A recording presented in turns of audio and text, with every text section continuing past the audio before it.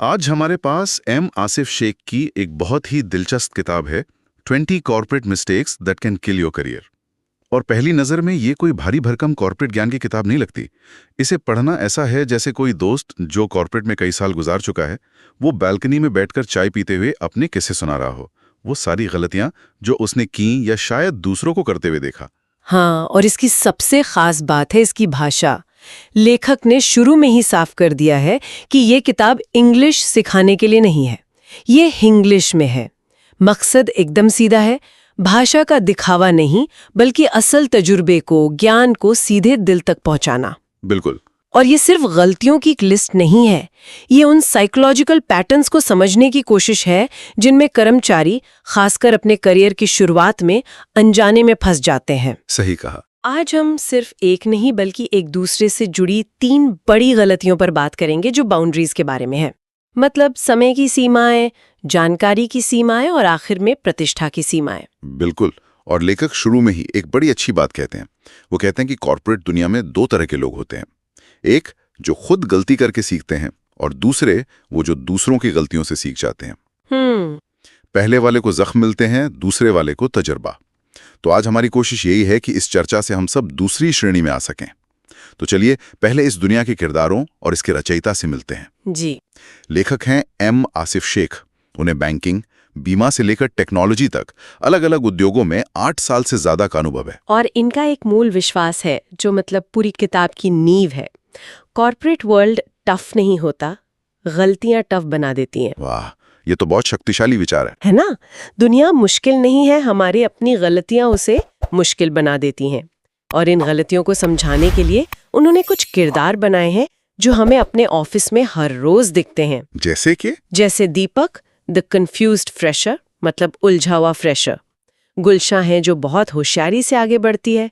फिर प्रिया है जो सब कुछ शेयर कर देती है। और एक सिद्धू भी है, ऑफिस का गॉसिप किंग। ये तो जाने पहचाने से नाम लग रहे हैं। जी हाँ। तो अब सीधे पहली और सबसे बड़ी गलती पर आते हैं, जहां से अक्सर बाकी गलतियों की शुरुआत होती है। अध्याय 1 का शीर्षक ही सब कुछ कह देता है। बीइंग टू अवेलेबल लोग आदत बना लेते हैं। लेखक कहते हैं कि ये उनकी कॉर्पोरेट जिंदगी का सबसे पहला और सबसे दर्दनाक सबक था। कहानी का नाम है the night Asif became the default guy. हाँ, ये कहानी तो बहुत से लोगों को अपनी लगेगी। लेखक बताते हैं कि वो अपनी दूसरी कंपनी में थे। मैनेजर रॉयसन थोड़ा सख्त था और ये वो जोशीले नए कर्मचारी थे जो हर मैसेज का जवाब 20 सेकंड में देते थे। अच्छा। बॉस ने कहा क्विक कॉल, तो चाहे खाना ही क्यों ना खा रहे हो, जवाब होता यस सर कमिंग। वो सबको प्रभावित करना चाहते थे। नया ऑफिस, नया जोश। बिल्कुल। लेकिन फिर एक रात कहानी बदल गई। रात के लगभग 10:30 बजे उनके फोन पर मैनेजर रॉयसन का मैसेज आया, अर्जेंट वर्क, नीड 5 मिनट्स। ओह, कॉर्पोरेट के 5 मिनट। हाँ, लेखक मजाक में कहते हैं कि कॉर्पोरेट में 5 मिनट का मतलब कम से कम 40 मिनट होता है। उन्होंने तुरंत लैपटॉप ऑन कर दिया। मन में एक ही डर था, अगर जवाब ना दूं तो क्या सोच लेगा। उन्होंने कॉल ज्वाइन की। रॉयसन का कैमरा बंद था, जिसका मतलब था कि वो बिस्तर में लेटकर ही बात कर रहा है। और काम क्या था?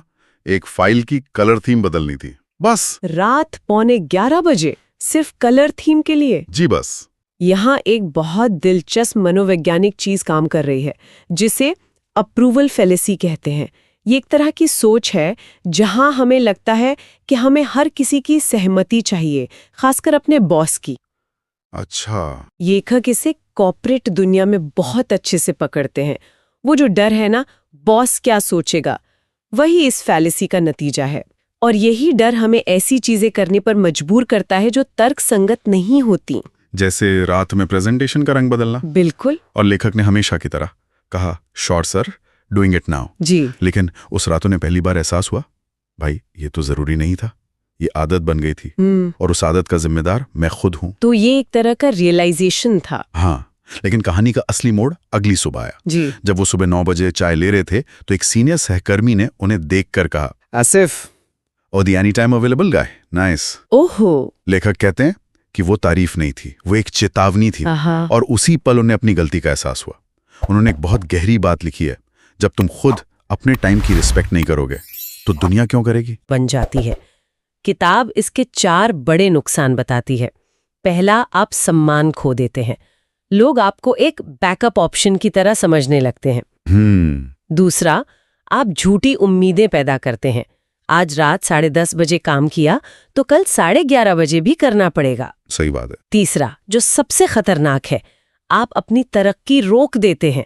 जब आप हर किसी के लिए हर छोटे मोटे काम में उलझे रहते हैं तो आपको कभी भी बड़े और महत्वपूर्ण काम नहीं मिलते। और चौथा, आप चुपचाप बर्नआउट का शिकार हो जाते हैं। लेकिन यहाँ एक सवाल उठता है, क्या करियर की शुरुआत में हाँ कहना और ज्यादा उपलब्ध रहना जरूरी नहीं है? मतलब एक फ्रेशर कैसे मना कर सकता है? क्या लेखक इस बात पर ध्यान देते हैं कि शुरुआती दिनों में एक गो गेटर की छवि बनाना भी तो जरूरी होता है? ये बहुत ही जायज सवाल है और किताब इसका जवाब सीधे तौर पर ना कहने में नहीं देती। वो स्मार्ट तरीके से संवाद करने की बात करती है। ये ना कहने के बारे में नहीं है, ये अपनी सीमाओं को सम्मानपूर्वक स्थापित करने के बारे में है। अच्छा, तो कैसे? लेखक ने अपना अनुभव साझा किया है, द टर्न अराउंड। उस दिन के बाद उन्होंने हर मैसेज का तुरंत जवाब देना बंद कर दिया। अगर काम का बोझ ज्यादा है तो वो कहते, सर मैं ये कर सकता हूँ लेकिन मुझे प्राथमिकता तय करनी होगी। क्या मुझे ये काम पहले करना चाहिए या जो मैं अभी कर रहा हूँ? ये ना नहीं है। ये तो मैनेजर को आपके वर्कलोड का एहसास कराना है। बिल्कुल। और देर रात आने वाले मैसेज का क्या? उसके लिए भी एक तरीका है। घबराकर तुरंत जवाब देने की बजाय अगली सुबह विनम्रता से जवाब दें। सर आपका मैसेज अभी देखा, सुबह सबसे पहले इस पे काम करता हूँ। ये दिखाता है कि आप जिम्मेदार हैं लेकिन आपकी एक निजी जिंदगी भी है। बिना कुछ कहे आपकी सीमाएं तय हो जाती हैं। जी। नतीजा ये हुआ कि लेखक की वैल्यू बढ़ी और मैनेजर रॉयसन भी उनसे ज्यादा सम्मान से बात करने लगा। तो समय की बाउंड्री सेट करना तो समझ आता है, लेकिन ये हमें दूसरी बड़ी गलती की ओर ले जाता है। ऑफिस में सिर्फ समय की ही नहीं, जानकारी की भी एक सीमा होती है। किताब का एक और किरदार है प्रिया, दी ओपन बुक एम्प्लॉय। हाँ, प्रिया। वो बहुत मिलनसार है, लेकिन वो ऑफिस में सब कुछ शेयर कर देती है। अपनी सैलरी की डिटेल्स, परिवार की समस्याएं, पिछले बॉस के साथ झगड़ा, सब कुछ। और प्रिया जैसे किरदार हमें हर ऑफिस में मिलते हैं। वे दिल के बुरे नहीं होते, लेकिन वो पेशेवर और व्यक्तिगत जानकारी के बीच की महीन रेखा को समझ नहीं पाते। लेखक बताते हैं कि यह एक बहुत बड़ी गलती है।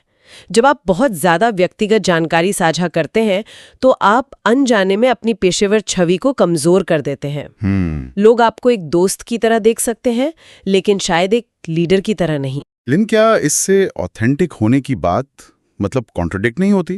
आजकल तो हर कंपनी में bring your whole self to work और पारदर्शिता की बात होती है। ऐसे में ये सलाह थोड़ी पुरानी नहीं लगती? ये एक बेहतरीन सवाल है और यहीं पर बारीकी को समझना जरूरी है।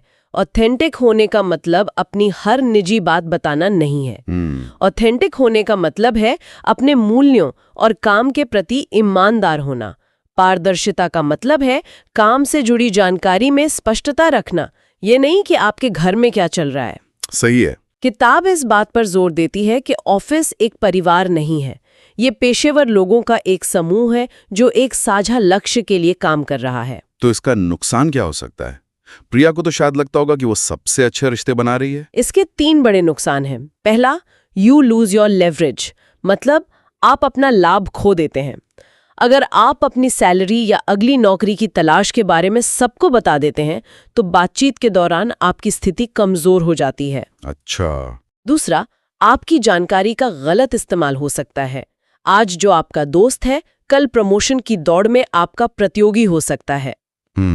और तीसरा, आपको भावनात्मक रूप से अस्थिर समझा जा सकता है। मतलब कि ये दबाव में काम नहीं कर सकते। बिल्कुल। तो इसका समाधान क्या है? चुपचाप किसी से बात किए बिना काम करना? बिल्कुल नहीं। समाधान है एक फिल्टर बनाना, जिसे लेखक नीड टू नो फिल्टर कहते हैं। कुछ भी साझा करने से पहले खुद से पूछें, क्या इस व्यक्ति को यह जानकारी जानना जरूरी है ताकि हम अपना काम बेहतर तरीके से कर सके? और अगर जवाब हाँ है तो साझा करें। और अगर जवाब नहीं है तो ये शायद एक व्यक्तिगत जानकारी है जिसे अपने तक रखना ही बेहतर है। दोस्ती और पेशेवर रिश्ते के बीच एक स्वस्थ संतुलन बनाना जरूरी है। ये बहुत दिलचस्प है। तो पहली गलती थी समय की सीमा ना बनाना, दूसरी थी जानकारी की सीमा ना बनाना, और ये हमें तीसरी और शायद सबसे खतरनाक गलती की ओर ले जाता है, जहां जानकारी को एक हथियार की तरह इस्तेमाल किया जाता है। हाँ, प्रिया की गलती अगर नादानी में है तो ये तीसरी गलती जानबूझकर की जाती है। हम बात करें सिद्धू की, द ऑफिस गॉसिप बॉय, ये वो किरदार है जो जानकारी का व्यापार करता है। उसकी बातचीत हमेशा शुरू होती है, सुना है क्या, या पता है उसके और बॉस के बीच क्या चल रहा है। वो हर किसी के बारे में सब कुछ जानना चाहता है और उस जानकारी को दूसरों तक पहुंचाकर खुद को शक्तिशाली महसूस करता है। पर लोग गॉसिप करते क्यों हैं? क्या उन्हें इससे वाकई कोई फायदा मिलता है? ऐसा लगता है कि गॉसिप करने वाले लोग अक्सर ऑफिस में बहुत इन्फॉर्म्ड और कनेक्टेड माने जाते हैं। ये एक भ्रम है। कुछ समय के लिए गॉसिप करने वाले को लग सकता है कि वो जानकारी के केंद्र में और महत्वपूर्ण है। इसके पीछे की मनोविज्ञान में बोरियत, असुरक्षा या दूसरों पर नियंत्रण पाने की इच्छा हो सकती है, लेकिन ये एक बहुत ही खोखली शक्ति है। लेखक साफ कहते हैं कि गॉसिप आपके करियर के लिए जहर है। जहर कैसे? अगर आप किसी के बारे में बुरा नहीं बोल रहे, बस जानकारी तो दे रहे हैं। क्योंकि जब आप किसी और के बारे में किसी तीसरे व्यक्ति से बात करते हैं, तो सुनने वाला ये समझ जाता है कि जब वो वहां नहीं होगा तो आप उसके बारे में भी किसी और से बात करेंगे। ये भरोसे को पूरी तरह से नष्ट कर देता है। और कॉर्पोरेट दुनिया में भरोसा? कॉर्पोरेट दुनिया में योग्यता और कौशल के बाद अगर कोई सबसे कीमती चीज है तो वह है भरोसा, ट्रस्ट। कोई भी मैनेजर या लीडर किसी ऐसे व्यक्ति को महत्वपूर्ण प्रोजेक्ट नहीं देगा जिस पर वे भरोसा नहीं कर सकते। तो इस जाल से कैसे बचा जाए? अगर कोई आपके पास गॉसिप लेकर आए तो क्या करें? सीधे मना करना शायद टकराव पैदा कर सकता है। किताब इसके लिए कुछ बहुत ही व्यवहारिक तरीके बताती है। पहला और सबसे अच्छा तरीका है विषय बदलना। अगर कोई कहता है, पता है प्रिया को वार्निंग मिली है, तो आप बस इतना कह सकते हैं, ओह मुझे इस बारे में नहीं पता, वैसे क्या तुमने वो नई प्रोजेक्ट रिपोर्ट देखी? अच्छा, बस टॉपिक चेंज कर दो। हाँ। दूसरा तरीका है कोई प्रतिक्रिया न देना, बस सुने, सिर हिलाएं और कोई उत्साह न दिखाएं। जब गॉसिप करने वाले को कोई दर्शक नहीं मिलता तो वो खुद ही चुप हो जाता है। लेखक का एक सुनहरा नियम है, अगर आप उस बातचीत में शामिल लोगों में से नहीं है तो आपको उस बातचीत का हिस्सा नहीं बनना चाहिए। तो आज हमने 3 बहुत ही महत्वपूर्ण गलतियों को समझा। पहली, बहुत ज्यादा उपलब्ध रहकर अपने समय की कीमत कम करना। दूसरी, बहुत ज्यादा साझा करके अपनी पेशेवर छवि को कमजोर करना। और तीसरी, गॉसिप में शामिल होकर अपने भरोसे को नष्ट करना। ये तीनों ही बाउंड्रीज के बारे में हैं। बिल्कुल, और ये तीनों आपस में जुड़ी हुई हैं। जो व्यक्ति अपने समय की सीमा तय नहीं कर पाता, वो अक्सर अपनी भावनात्मक और सूचनात्मक सीमाएं भी तय नहीं कर पाता। वो लोगों को खुश करने के चक्कर में ज्यादा बोलता है, ज्यादा सुनता है और अनजाने में इन जालों में फंस जाता है। और इस चर्चा को समाप्त करने के लिए मैं अध्याय 1 की उस शक्तिशाली पंक्ति को दोहराना चाहूंगा। अवेलेबिलिटी से कोई हीरो नहीं बनते, बाउंड्री से रेस्पेक्ट बनती है।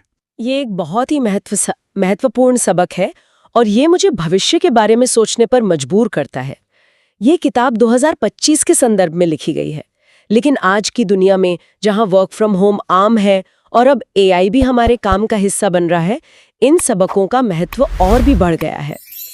तो श्रोताओं के लिए मेरा सवाल ये है, आने वाले समय में जब AI और मशीनें हमारे बहुत से रूटीन काम संभाल लेंगी, तब इंसानों की असली कीमत उनकी सॉफ्ट स्किल्स पर ही टिकी होगी, जैसे कि विश्वास, निर्णय क्षमता, भावनात्मक बुद्धिमत्ता।